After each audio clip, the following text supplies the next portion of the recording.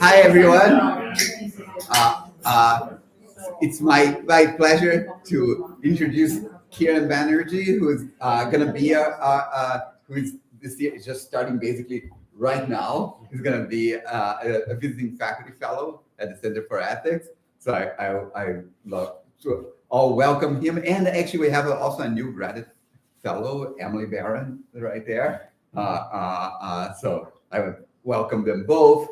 And what an excellent occasion. I'm going to have, as Kiran will do the talk, I can do this, theorizing representation, participation, and agency in refugee protection. Right? Thank you. Well, first of all, thank you everyone for coming out.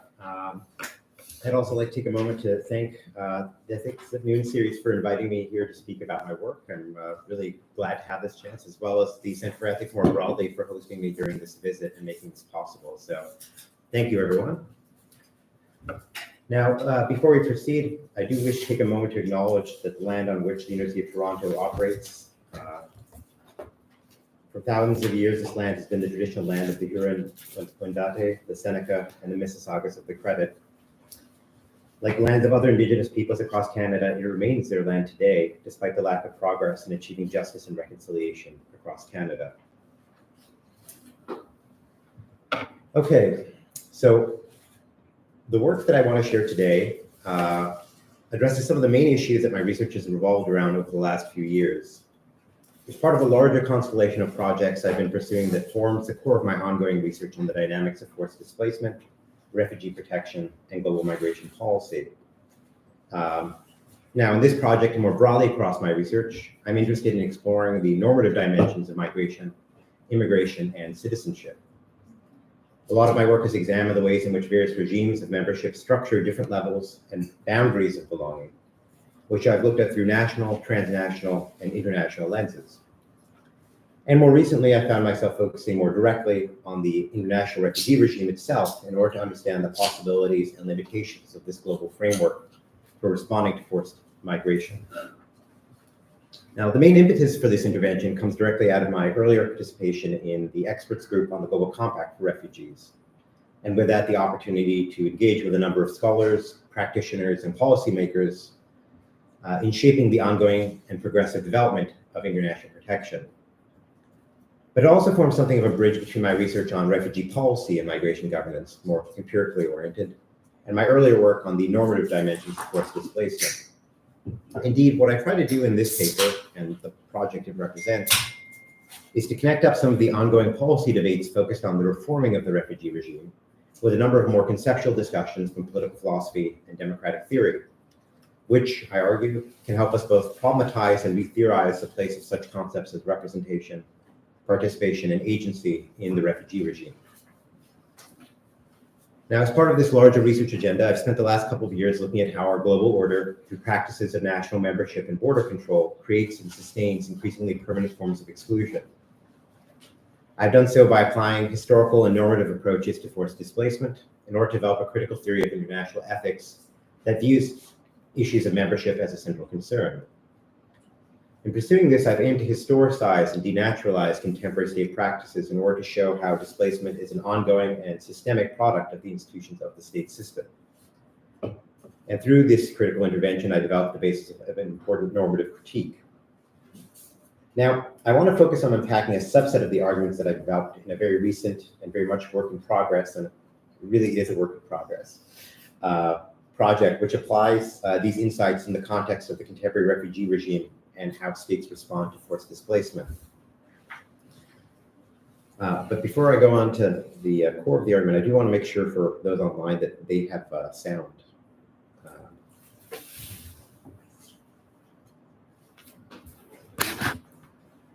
I think so, yes. Okay, great.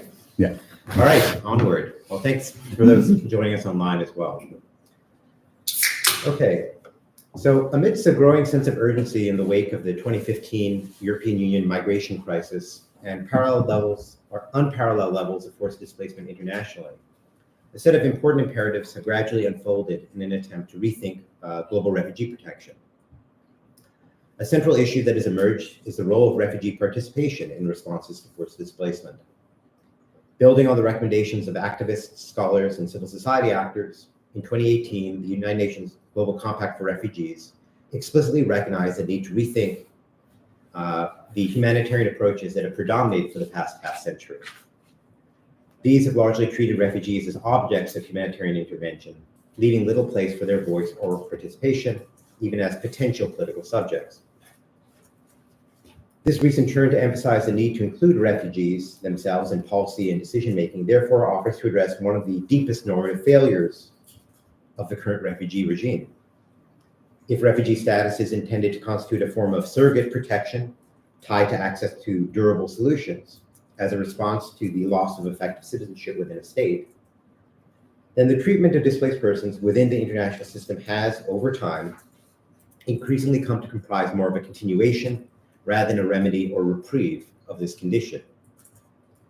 And so such a demand to explicitly address the voice and agency of refugees is therefore urgent and long overdue. However, the content of what meaningful representation and participation constitutes in this situation remains strikingly undefined. Even ongoing interventions led by refugee advocacy organizations calling for including refugees in all aspects of responses to displacement may sometimes seem to take the import of key concepts for granted. Approaching these issues from the standpoint of political theory, this paper attempts to problematize the concept of representation when applied to refugee agency and participation. The intervention is motivated by the recognition of both theoretical and empirical dilemmas raised by the situation of refugees.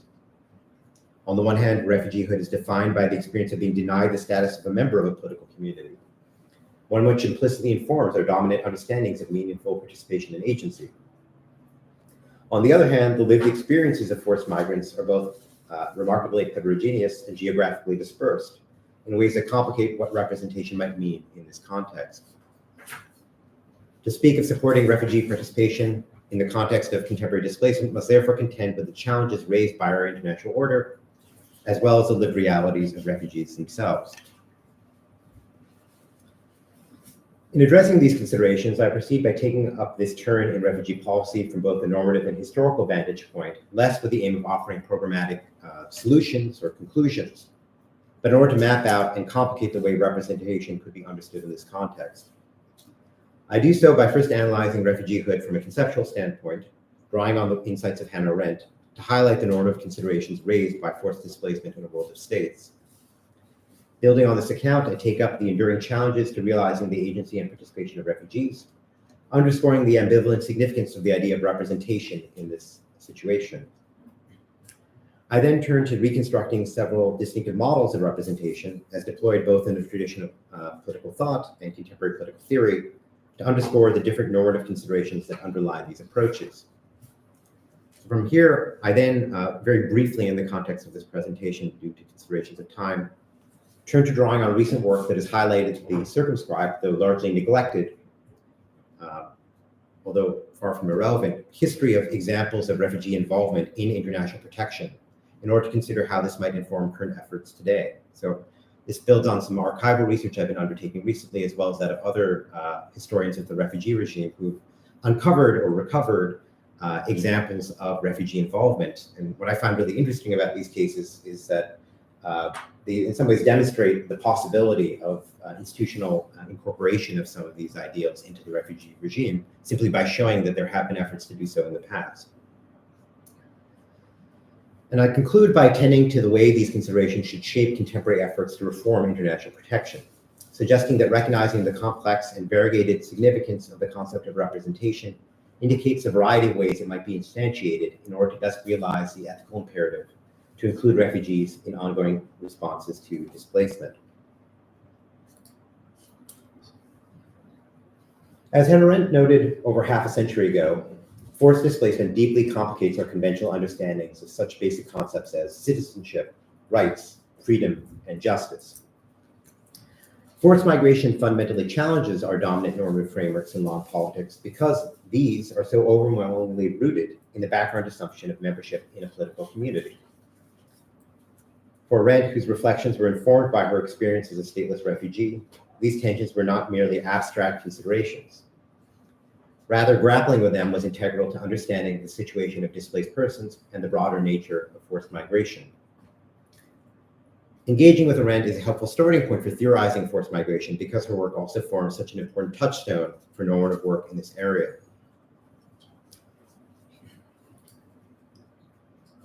Perhaps most famously,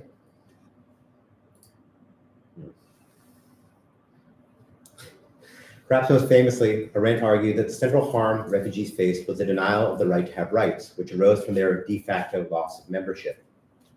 While Arendt acknowledged refugees' material deprivations and lack of legal status, she argued that, above all, the absence of political status rendered their position precarious.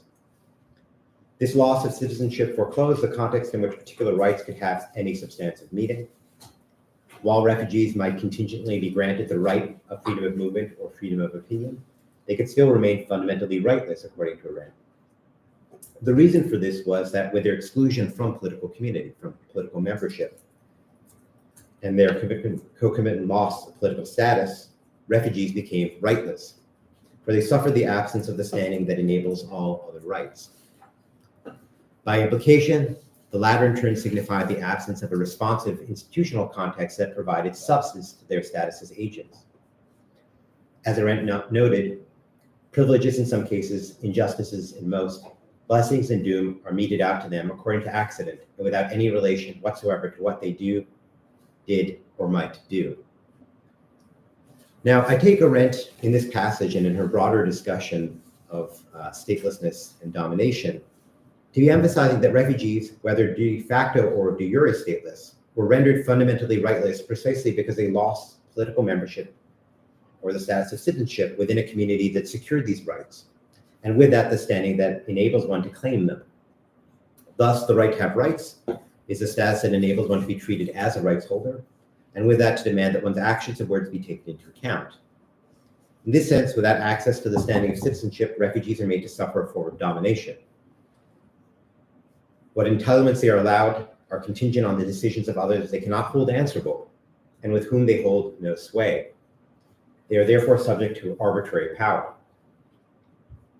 Ironically, it was only with the emergence of displacement on a global scale that the underlying significance of the right to have rights, understood as a right to have membership in a particular community, became fully apparent. Now, Arendt's account of forced displacement preceded the formation of today's global refugee regime and the development of international protection. The subsequent creation of the 1951 Refugee Convention would codify a schedule of rights for those forced to flee their homes into a multilateral framework that today is nearly global in scope. In doing so, the convention identified refugees as an exception to the norms of migration control in the international system and formalized state obligations to provide protection. However, Arendt anticipated enduring tensions in this architecture and the difficulties of ensuring access to protection in an international order where states remain the main actors. Although constituting a significant advancement in state practice, the Refugee Convention was notably silent in articulating a right to asylum and implicitly devolved control over refugee status determinations to states. The parallel absence of a right to naturalization further confirmed Arendt's concerns that securing full membership would remain a matter of state discretion, presaging the persistent difficulties in finding durable solutions to displacement today. Perhaps most strikingly, the convention also provides no definition of the meaning of the term protection, despite its ubiquitous role in the contemporary refugee regime, while also leaving the terms of responsibility sharing within the regime largely voluntary and essentially non-binding. These factors would entrench a significant degree of state control, both informing the state-centric nature of refugee law, as well as arguably enabling the troubling trend of even liberal democratic states to evade or increasingly simply disregard their substantive responsibilities under the refugee regime. While Arendt did contemplate the lasting nature of forced migration, she did not anticipate the subsequent consolidation of the global refugee regime, as well as the parallel expansion of the United Nations High Commissioner for Refugees as the largest international humanitarian organization in the world. These latter developments have also unfolded alongside important shifts in the nature of global displacement, with the post-Cold War period witnessing the rise of protracted displacement situations.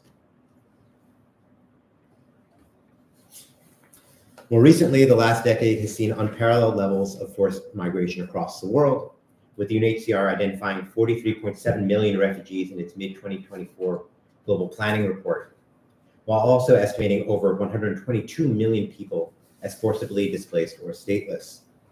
These are truly staggering figures, but to put them in perspective, this reflects a global refugee population greater than the population of Canada, while the total number of persons of concern to UNHCR would constitute the 12th largest country in the world, or every 1 in 67 people on Earth. Despite the 1951 Convention's emphasis on securing the rights of refugees as part of its object and purpose, the fundamental architecture of the treaty's overall framework has been rightly characterized as state-centric in nature. So this is the cornerstone of international protection, the global governance regime, which responds to the needs of this staggering level of displacement we see today. Reflecting the state-centric nature, though, of the refugee regime, Article 38 of the Convention mirrors the presumptions of a multilateral treaty concerned explicitly with the standing of state parties, rather than refugees themselves. And in the entire 70-year history of the Refugee Convention, no state has ever employed this clause to contest the treatment of refugees under the Convention.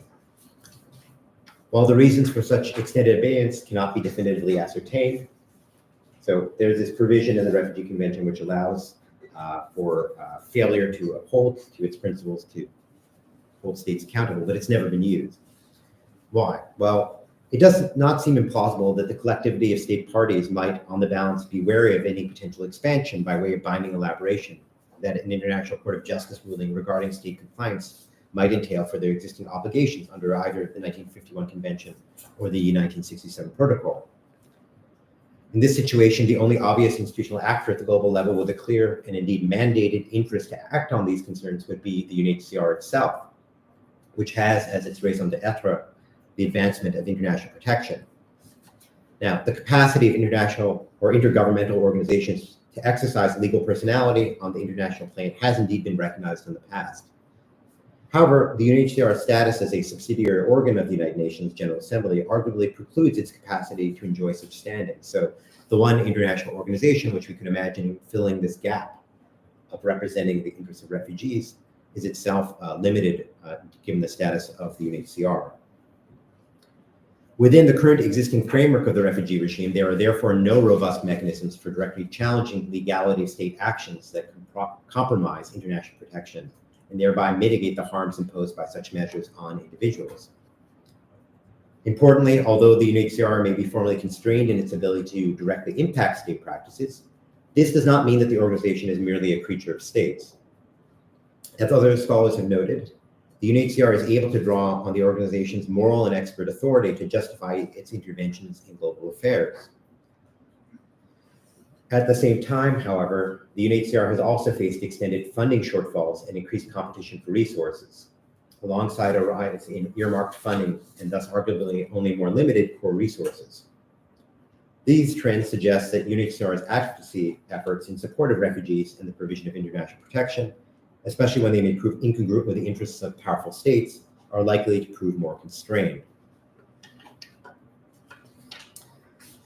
An emphasis on these merely organizational dynamics, however, assumes a clear division of interest between the moral values of UNHCR and state actors' economic and political imperatives, a bifurcation that has been recently problematized by highlighting the emergent institutional interests of the UNHCR itself. So even though the UNHCR has this mandated role to act on behalf of refugees as the largest humanitarian organization in the world, it also has institutional interests tied up with its own funding and persistence. These considerations may raise concerns about the UNHCR's capacity to effectively act as an apolitical advocate of international protection on behalf of forced migrants. However, such a focus potentially overshadows a perhaps more deeply problematic dynamic of the contemporary refugee regime: the lack of any formalized and binding norms for including those subject to the power and authority of the regime itself. So I've been talking about the fact that within the existing architecture, the ability of UNHCR to act as an agent of change is constrained, but perhaps more troubling is the fact that the engagement and involvement of refugees is largely non-existent in that formal structure. The degree to which the UNHCR constitutes a surrogate state in the context of its contemporary humanitarian operations is debatable, especially insofar as the organization's operations are largely reliant on not only the implicit but often explicit cooperation of host states. What remains less controvertible is the degree to which those most directly impacted by the decision-making authority of the refugee regime, a paradigmatic mode of global governance encompassing both the UNHCR and the legal obligations imposed on state parties, have been provided with, at best, informal and intermittent, and at worst, largely marginal and performative opportunities to have their voices heard. While there may have been some preliminary evidence of the consolidation of emerging norms of refugee participation in the last 3 or 4 years, these remain remarkably recent and relatively inchoate. As noted above, there are millions of people in need of international protection, whether as refugees or as persons of concern to the UNHCR, whose fundamental well-being and life prospects are deeply conditioned by this regime. Their subjection to forms of governance, increasingly in protracted situations that it can extend for decades, raise crucial normative reasons for viewing a pervasive lack of voice and representation as deeply problematic. In addition to this, there are also more pragmatic reasons for viewing the lack of representation as a source of policy failure that itself produces expanding gaps in international protection. Which is to say, even if one is less focused on the normative and ethical considerations, the lack of any inclusion of refugee perspectives can be viewed as a pure policy failure in terms of the responsiveness of the regime. Now, it's against this backdrop that this project aims to intervene in a very recent and indeed ongoing set of debates regarding the nature of the contemporary refugee regime and the urgent need to reform the provision of international protection. The two main pillars of this broader process to attempt to reform the global refugee regime at the international level have been the 2016 New York Declaration for Refugees and Migrants and the subsequent UN Global Compact for Refugees. A central issue that has emerged in this context is the role of refugee representation and inclusion in the development of policies and ongoing responses to forced displacement. This was first articulated in the context of the New York Declaration, which recognized that and I quote here, comprehensive refugee response should involve a multi-stakeholder approach that includes refugees themselves. Similar recognition of the importance of including refugee voices themselves in policymaking and decision-making was equally apparent in the development of the subsequent Global Compact for Refugees. The latter framework, while non-binding and largely focused on reaffirming the existing commitments of states under the refugee regime, asserts that, and I quote again here, responses are most effective when they actively and meaningfully engage those who are intended to protect and assist. Relevant actors will, whenever possible, continue to develop and support consultative processes that enable refugees and host communities to assist in designing appropriate, accessible, and inclusive responses. As these passages indicate, the international community has come to recognize the need to rethink the humanitarian approaches that have predominated since the post-war creation of the global refugee regime. And this is especially salient given that these prior frameworks, which have come to dominate refugee policy in a very real sense, have arguably approached international protection by way of often treating refugees as objects of humanitarian intervention, giving little regard to their voice or participation, thereby effectively effacing the agency of displaced persons. This more recent set of developments, heralded by the Global Compact for Refugees, therefore offers to address one of the deepest normative failures of the current refugee regime. So, although today is not a particularly optimistic day, perhaps, these broader historical developments do provide one of the only opportunity I've seen in the post-war period to perhaps reform the refugee regime in this fundamental way. However, the content of what meaningful representation and participation constitutes in this situation remains remarkably undefined or under-theorized, especially in the policy documents which I just referred to. This is most obvious in the passages from the New York Declaration and Global Compact for Refugees noted above, and continues in the context of the Global Refugee Forum, which enjoins states and other stakeholders to involve refugees in policy development and including refugees in their delegations. So the Global Refugee Forum was one of the initiatives which came out of the Global Compact for Refugees, but even here, the idea of including refugees in refugee policy making is very, very underdeveloped. Indeed, even interventions led by refugee advocacy groups for including refugees in all aspects of responses to displacement, under the principle nothing about us without us, can sometimes seem to take some of these concepts for granted, or at least not unpack their implications with considerations of power. I should emphasize that I'm deeply sympathetic to these ongoing and often refugee-led initiatives, and that there are fundamentally important ethical and policy-based reasons for viewing refugee inclusion as imperative. Moreover, while this paper aims to problematize the idea of refugee representation, it does so not to question, but to support and provide resources for advancing this important goal. Because of this, I proceed by taking up this trend in refugee policy less with an aim of outlining definitive conclusions on how this might be best implemented, but in order to map out and productively complicate the way representation could be understood in this context. Now, this intervention is motivated by the recognition of both theoretical and empirical dilemmas raised by the situation of refugees. On the one hand, refugeehood arguably constitutes a form of identity which may at first seem to elude solidarity, insofar as it is defined by the experience of being denied the status of a member of a political community, one which implicitly informs our dominant understandings of meaningful participation and agency. When deployed in a domestic context, the idea of representation often takes for given the assumptions of a defined and delimited public or constituency, one that becomes far less tractable to conceptualize in institutional terms when applied to those who lack effective citizenship, right? So many of the core concepts of agency and participation, political representation, take for granted being embedded within a political community, in a jurisdiction. And it's precisely in the context of forced displacement where we lose that sort of assumption. On the other hand, as I noted earlier, the lived experiences of forced migrants themselves are markedly heterogeneous and geographically dispersed, further complicating the deployment of the idea of representation in this context. Not only do refugees, when treated as a group, exhibit a diverse array of backgrounds, at least informed by the intersection of age, gender, race, and class, but their experiences are conditioned in relation to their countries of origin and causes of displacement, as well as their subsequent host countries of asylum or resettlement.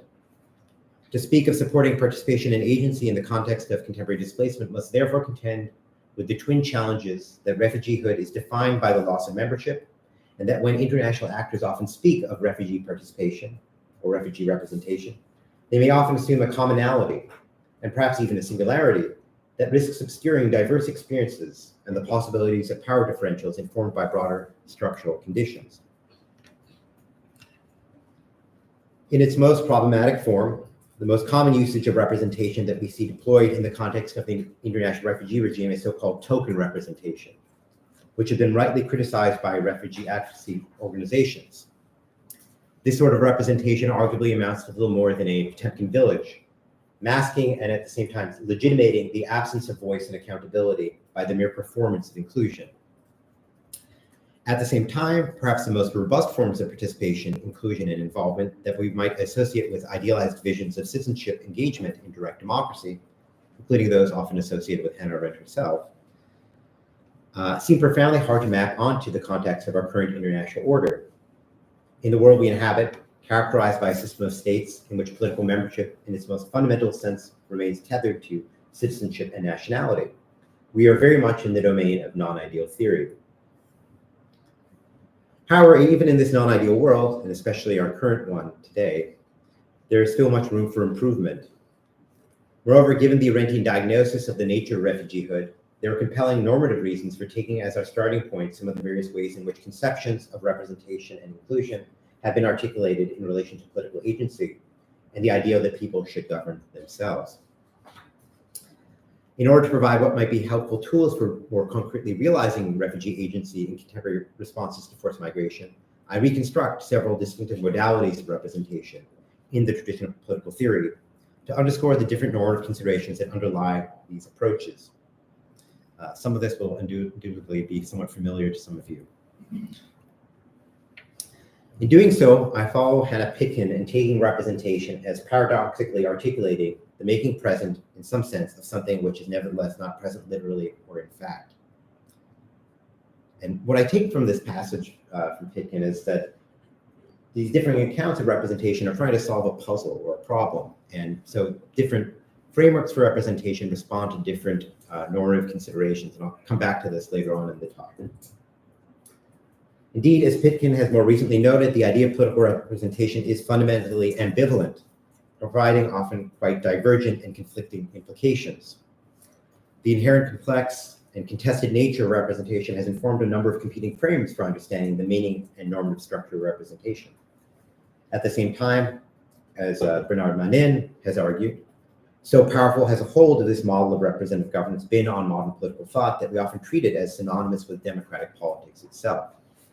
When I say we, I don't mean anyone here, but when we in the popular imagination. Indeed, political theorists from Edmund Burke to today have developed alternative accounts of the normative foundations of political representation. Thinking through the meaning of participation and inclusion across various concepts of representation can therefore help inform ongoing efforts for realizing refugee inclusion in the international protection regime, building on such initiatives as the Global Summit for Refugees held in Geneva in June of 2018, and the Global Refugee Forum, which was held last in December of 2019, and I think last December as well. As a starting point, I draw on Phil Pettit's typology of representation, which attempts to systematize various traditions of thought, and while not necessarily exhaustive, provides a helpful rubric for navigating much of contemporary work on representation today. Pettit identifies three modes of representation. These will all undoubtedly be somewhat familiar to you. These include the delegate mode, in which representatives are explicitly instructed by representees, as in the case of an attorney's relationship with their client, which in the international sphere, and remember that part of my task in this project is to try and take these concepts and bridge them to a very different context. But in the international sphere, we might think a parallel of this in the role of state representatives in the negotiation of treaties and other such agreements. In addition, the trustee mode takes a different approach, insofar as representatives are empowered to exercise their own impartial judgment in pursuing the best interests of their constituents, even if this may deviate from the latter's expressed preferences. In practice, we might think of elected representatives in liberal democracies as illustrating this model, insofar as agents are immune from recall until the end of their term, at least in most cases. Finally, the last form of representation Pettit identifies is proxy representation, but is otherwise known as descriptive representation, in which those acting as representatives share salient traits or otherwise mirrors those they represent. This approach is not only reflected in scholarly work on the politics of presence, but has seen some institutionalization in various national contexts, whether in terms of reserved seats reflecting considerations of gender, or in special ridings related to the status of historically marginalized communities. For Pettit, these forms of representation are in essence designed to secure control over government to the people, a formulation reflecting Pettit's own adherence to the widely held assumption regarding the concepts grounding in citizenship status within a state. So in Pettit's formulation, political representation is largely thought of as synonymous to the context where citizens are within a state in which they hold national membership. However, other scholars, including feminist theorists and radical Democrats, have to varying degrees criticized the institutionalization of these modes of representation, particularly in the form of elective representation. They have done so by highlighting the historical origins of representative government in anti-populist imperatives and exclusionary notions of citizenship. These frameworks of representation have thus been implicated in the case of both the delegate and trustee model of sustaining the reproduction of bias and marginalization of minorities in elected democracies, as well as more broadly enabling elite capture in representative government. These worries and important criticisms have great import in the context of refugee representation, insofar as something like the elective mode best approximates the known historical examples, both past and present, that can be readily identified within the context of the refugee regime. At the very least, this highlights the implications of power relations in what is widely taken as the most acceptable and therefore legitimate form of the elective mode of representation. In more broad terms, such concerns have helped drive a recent resurgence in the interest in the idea of sortition, or lottery, among democratic theorists as a response to the crisis of representation that many democratic theorists have argued is increasingly apparent in the domestic politics of liberal democratic states. This crisis is largely framed in terms of the rapidly eroding trust in representatives and democratic institutions in our contemporary societies, as well as reflecting realist concerns of elitist capture. The notion of sortition is not, at least in a conventional sense, a theory of representation per se. Instead, it offers something of an alternative paradigm, one which was first developed in the context of earlier experiences of direct democracy and citizen rule. The basic premise of this model is an old one. Indeed, it played an important role in the democratic governance of classical Athens. In our contemporary context, democratic theorists have urged considering sortition, that is, randomly selecting individuals from amidst the citizenry to lead politically and direct policymaking, as a way to neutralize the various forms of capture that seem to make representative government often not terribly representative. The core of sortition is grounded in realizing individuals' equal right, or rather equally probabilistic chance, to participate. Since selection is random, it is equally open to all, which is why classical theorists considered it the most democratic form of rule, far more democratic than representation, which Aristotle characterized the idea of elected representatives as some way innately aristocratic or oligarchic. This in turn is understood to counter the oligarchic and exclusionary tendencies of political representation found in modern democracies today. In this sense, the approach favored by defenders of sortition promises to provide more responsive governance and policy insofar as it's able to reflect the perspectives and concerns of the common person without regard to any specific advantages of capacity or resources that otherwise impact the dynamics of political voice, even within ostensibly functioning democratic political regimes. As far as I know, nothing like sortition has ever been considered in the context of facilitating refugee involvement. However, it seems like a particularly powerful model for thinking through some of the dilemmas of representation that emerge in the context of the refugee regime. Indeed, it may prove especially helpful for including the voices of marginalized refugees, especially if combined with elements of descriptive representation. Now, what I take to be the key normative consideration raised by the contemporary refugee regime is the role it plays in perpetuating rather than ameliorating the domination experienced by refugees. And that in many ways is the premise which has motivated this project. This encompasses not only the lack of control or even consultation that the displaced are often afforded, but also the usurpation of the exercise of their agency by this form of governance. Grappling with these challenges requires that we attend to questions about the involvement of the displaced in the global refugee regime. To unpack how we might institutionalize this involvement within the multi-level forms of governance that define the regime, I draw on historical examples which I've been able to engage with in some of the archival research I've been undertaking, using these as a point of departure for imagining what might be possible in terms of institutional reforms. And I'm just going to very briefly point to these examples now, because unpacking them as cases is well beyond the time I have today, but I'm happy to talk about them more in the Q&A. So one of the examples which I found particularly compelling is the staffing of the Nansen office. So the precursor to the United Nations High Commission for Refugees during the interwar era was something called the Nansen Office for Refugees. And going through the League archives, which provide us with a sense of how the organization operated, it's surprising to find out that a significant number of the direct staff or bureaucracy of this comparatively small agency were indeed people with lived experience of displacement. And so the idea that we might actually incorporate refugees not merely as those to be consulted or those to be brought together periodically, but as the actual policymakers within the refugee regime is something which I think we ought to consider. And indeed, we can see historical precedences for this. And one sort of way in which I want to sort of think this through in terms of the contemporary refugee regime is how we might think about allocating a number of positions within the UNHCR in order to sort of accomplish the types of insights which the literature on representative bureaucracies have pointed towards. So the idea that by including those who our institutions are supposed to respond to within those institutions as decision makers, we can improve the outcomes and responsiveness of those institutions. The other case, which I've looked into a bit, although material on this is very hard to find in the archives, is UNHCR's efforts to involve refugees in refugee camp governance. So there are some funds in UNHCR's archives documenting their involvement with refugees on, say, local level governance. And when I think about the sort of possibilities here, it was relatively limited and more consultative.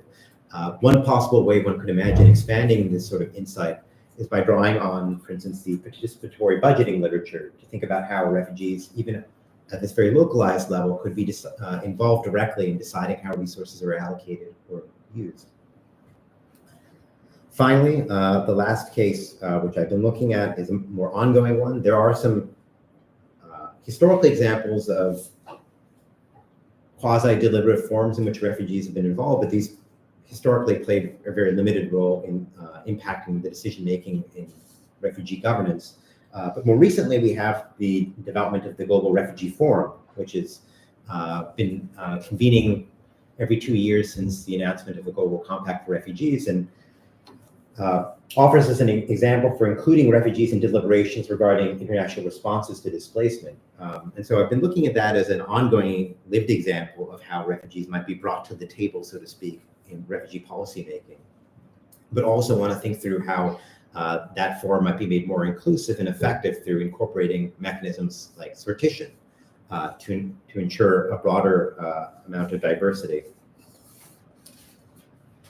Now, underlying this broader turn to discussions of the role of representation in the refugee regime is a question of constituency or relevant membership status, and that is a problem one has to work out across all the examples I just mentioned. Put otherwise, who is the who when we speak of the voice of the people that is the standard for evaluating notions of representation? This is a matter which is all too neatly, if often problematically, solved in democratic theory by the concept of citizenship. This is an obvious challenge based on the very fundamental difficulties intrinsic to applying the concept of representation to refugees that this paper has already highlighted. It is only amplified by the reality that international protection, as it currently exists, is deeply enmeshed in structures of multi-level governance operating at the global, transnational, and local level. This paper provides, at least at this stage, no definitive answers to this, nor do I think I should aim to provide them. However, the above considerations do provide helpful tools for unpacking the various ways in which our existing concepts might be mapped onto the context of refugee agency. Now, by way of conclusion, this paper has aimed to examine forced migration and international protection from a theoretical perspective to shed light on how normative analysis and critique can inform our understandings of refugee agency in the context of the refugee regime. While the ongoing policy import of research on forced migration is undeniable, an emphasis on policy relevance should not obscure the enduring value of critical reflection. Theoretical perspectives are integral to interrogating the underlying assumptions that strictly policy-driven research programs may take for granted. By directing attention to the implication of the refugee regime itself in conditioning experiences of displacement, critical approaches illuminate the role of power relations in the refugee regime and enable further reflection on the impact of such dynamics on the production of both knowledge and policy. Engaging with normative approaches helps forefront the often implicit ethical and moral justifications that inform both public debates and government's responses to protection needs. The conceptual framing advanced in this paper therefore attempts to unpack the normative logics that ought to inform contemporary efforts to rethink international protection. By advancing an account of refugeehood as entailing subjection to domination or arbitrary power, and juxtaposing this with the contemporary refugee regime's implication in domination as usurpation, this paper has highlighted how conceptual analysis can contribute to the broader study of forced migration today. This in turn has motivated the paper's argument for unpacking the varying ways in which representation or inclusion could be realized in the context of the global governance of forced migration. Now, a potential lesson of taking this complexity seriously is to admit and perhaps embrace the dilemmas raised by the variegated significance of representation and participation in this context, and the variety of ways they might be instantiated in order to best realize the ethical imperative to include refugees in ongoing responses to displacement. Taking some assistance from the pragmatist tradition of democratic theory, I can only say that our aim should not be to identify the right conception of representation, but what works in terms of the context of the dilemma that is to be solved. In this Deweyan spirit, policymakers and scholars should in some sense defer to the subset of problem solvers who ultimately possess the most important insights regarding the nature of refugee protection, and recognize that the best answers to these questions may have to be identified and clarified in the context of already ongoing efforts of refugee communities now actively engaged in transnational organization and international advocacy. At the same time, however, this larger project accepts that there are profound limits to what the goal of institutionalizing refugee protection, institutionalizing refugee representation in the international refugee regime can do to address the magnitude of global displacement today, which is only likely to grow in the future. Thank you.